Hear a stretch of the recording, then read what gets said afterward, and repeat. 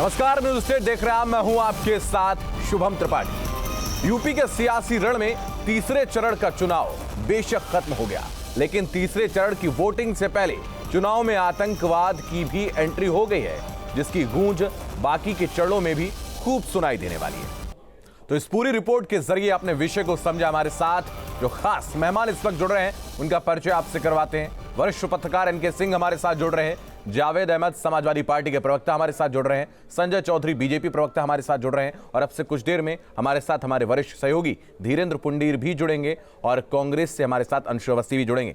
तो आप सभी का बहुत स्वागत है। सबसे पहले समाजवादी पार्टी के प्रवक्ता हमारे साथ जावेद अहमद जुड़े हैं। जावेद जी, आपके पास आऊंगा। स्वागत है न्यूज स्टेट पर। सवाल यही है, लगातार बीजेपी आपको घेर रही है और जिस मुद्दे को लेकर घेर रही है, साइकिल से आतंकवादियों का जो कनेक्शन निकलकर सामने आ रहा है, उसको लेकर प्रधानमंत्री अब सवाल खड़े कर रहे हैं। जवाब दीजिए।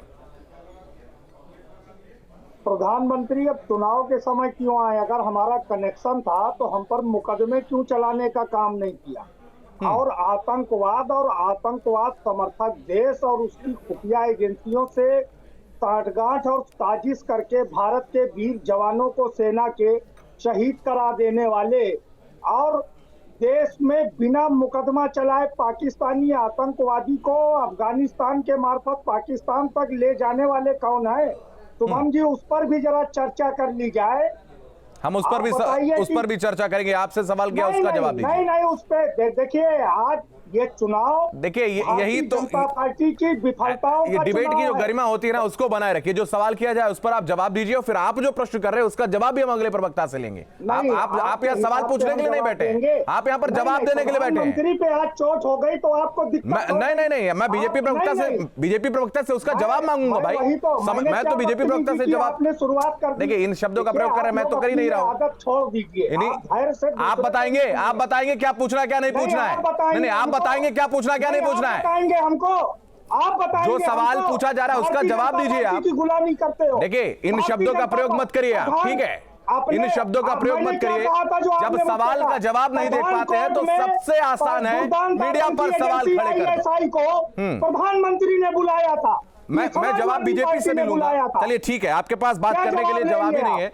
बीजेपी प्रवक्ता हमारे साथ इस वक्त जुड़े हैं, संजय जी आपके पास आऊंगा। रुक जाइए, अब सवाल पूछूंगा तब जवाब दीजिएगा। रुक जाइए, जवाब जावेद जी। ठीक है संजय जी, आपके पास आऊंगा। इन्होंने सवाल खड़े किए, इन्होंने कहा है कि नरेंद्र मोदी ने सैनिकों को शहीद करवाया है। ये पूछ रहे हैं, जावेद अहमद कह रहे हैं कि इन्होंने प्रधानमंत्री नरेंद्र मोदी ने शहीदों को, जो जवान है उनको शहीद करवाया। जवाब दीजिए, आरोप लगा रहे हैं। ठीक है, अब चुप रहिए, अब जवाब ले लीजिए, सुन लीजिए। आप बोलिए संजय जी। संजय जी जवाब दीजिए। आप बताओ, मसूद अजहर। अरे रुक जाओ भाई, सुन लो। अब मसूद अजहर से और कुछ दिन समाजवादी पार्टी में रहते हैं, तो मैं इनकी दोनों पार्टियों को जवाब देना चाहूंगा। जब था पहले कांग्रेस में, अब समाजवादी पार्टी में, तो मुझे लगता है कि दोनों पार्टियों का जवाब मुझे एक साथ देना पड़ेगा।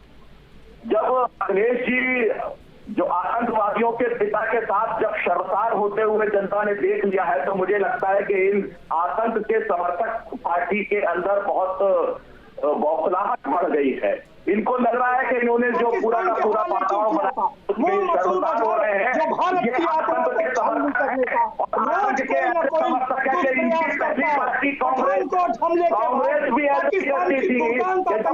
हाउस में आतंकवादी जब मारे जाते थे तब सोनिया की रुचि थी, और सोनिया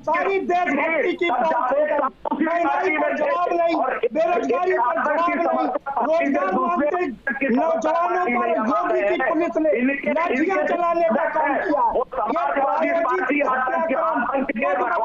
बताओ मसूद अजहर पाकिस्तानी आई कारगिल कराने वाले परवेज मुशर्रफ भारतीय जनता पार्टी की सरकार ने दिया। लेकिन सारी देशभक्ति की पुल खुल गई। अब तो झूठ भी नरेंद्र मोदी से लेकर योगी आदित्यनाथ तक शर्माने लगा है। झूठ को शर्माने लगी है। झूठ को आतंकवादियों के संरक्षक है, तो मुझे लगता है कि आतंकवादी के सरगना के पिता के साथ उत्तर प्रदेश में क्यों इनका हो रहे हैं? मानसिक संतुलन चलिए ठीक है जावेद अहमद जैसा कि आप कह रहे थे कि अगर कार्रवाई क्यों नहीं की गई, अगर आतंकवादियों के साथ संपर्क था तो कार्रवाई क्यों नहीं की गई? जवाब नहीं। सुनिए ठीक है, वापस आते हैं ठीक है। एनके सिंह साहब आपके पास आऊंगा। सवाल यही है कि जब भी सवाल किए जाते हैं, कोई चाहे वो बीजेपी हो या चाहे वो समाजवादी पार्टी हो, सवाल जब खड़े किए जाते हैं तो दूसरे के ऊपर क्या आरोप है उस पर चर्चा होने लगती है, उस पर सवाल खड़े किए जाने लगते हैं, लेकिन खुद जो सवाल का जवाब देना है उसके लिए कोई बात नहीं करता है, मौन हो जाते हैं, और यहीं पर जो है जो सरोकार है जो डिबेट का वो बदल जाता है। एनके सिंह साहब अरे रुक जाओ भाई, रुक जाओ, आप आता हूं आपके पास। ये शुभम, दरअसल भारतीय राजनीतिक दलों में ये एक तार्किक दोष है कि answer of A question is not a question. आप सवाल का जवाब सवाल से नहीं देते हैं कि उन्होंने क्यों किया था। यहां पे सवाल ये है कि क्या ये सच नहीं है कि उन आतंकवादियों को सरकार ने छोड़ने के लिए केस उठाने की बात कही थी, क्योंकि सीआरपीसी का प्रोविजन है कि बिना कोर्ट के परमिशन के आप नहीं छोड़ सकते, लिहाजा कोर्ट ने परमिशन नहीं दिया और आज वो जेल में है, उनको सजा मिल रही है। तो ये बिल्कुल सही है कि जवाब इसका देना चाहिए कि आपने छोड़ने का उपक्रम क्यों किया था। लेकिन अब आप बीजेपी का देखिए, बीजेपी ने साइकिल चुनाव चिन्ह को लेके साइकिल में बम धमाका दोनों को एक साथ कर दिया। ये चालाकी बीजेपी ने की है, देश के प्रधानमंत्री ने की है। तो ये दोनों तरफ से यही स्थिति है कि वो लोग कुतर्क करते हैं। और ये आज का जो है मोदी का जो तर्क कि साइकिल, साहब देखिए क्या कनेक्शन है साइकिल का। अरे साइकिल चुनाव चिन्ह है, इसका साइकिल बम से क्या मतलब है? और अगर है तो बिल्कुल सही है कि आपने अभी तक गिरफ्तार क्यों नहीं किया? अगर आतंकवादियों से डायरेक्टली मिले हैं और कोई साइकिल कनेक्शन है तो गिरफ्तार करना चाहिए, बात सही है। लेकिन इस समय जवाब तो समाजवादी पार्टी को यह देना है ना। और बड़ा क्वेश्चन खड़ा किया है मोदी ने आज अपने भाषण में। मुझे लगता है कि न्यूक्लियर टिप जो परमाणु मिसाइल की तरह यह सबसे घातक हथियार है कि आपने उन आतंकवादियों को क्यों छोड़ना चाहा। लेकिन दूसरा काउंटर क्वेश्चन यह है कि मुजफ्फरनगर दंगे में जो लोग भारतीय जनता पार्टी के इन्वॉल्व थे उनको भी तो छोड़ा गया। यह है कि अब वो ये जो हिंदुत्व वाला फेज है, हिंदू कंसोलिडेशन का, तो अब आप ज्यादा अपीजमेंट नहीं कर सकते। अखिलेश को भी इससे बचना होगा, सब समझ गए हैं, मायावती, अखिलेश। अब वो जानते हैं कि अगर आप सिर्फ मुसलमानों का अपीजमेंट करना कोशिश करेंगे, माइनॉरिटी अपीजमेंट, तो आपको 18% वोट मिल जाएंगे। लेकिन काउंटर जो है वो होगा, काउंटर कंसोलिडेशन, वो आपको महंगा पड़ जाएगा। लिहाजा अब आपको बहुत बचना पड़ेगा कि किसी भी आतंकवादी को छोड़े। लेकिन बीजेपी के लिए भी यही है कि बहुत ज्यादा आतंकवाद को लेकर अगर आप चलेंगे तो जो आपने तो 2 फेजेस में देखा है कि बीजेपी की स्थिति अच्छी नहीं रही। वो जाट जो पूरी तरह वोट दे दिए 2017 में, वो जाट आपसे अलग हो गए, यादवों ने वोट दिया, वो आपसे अलग हो गए।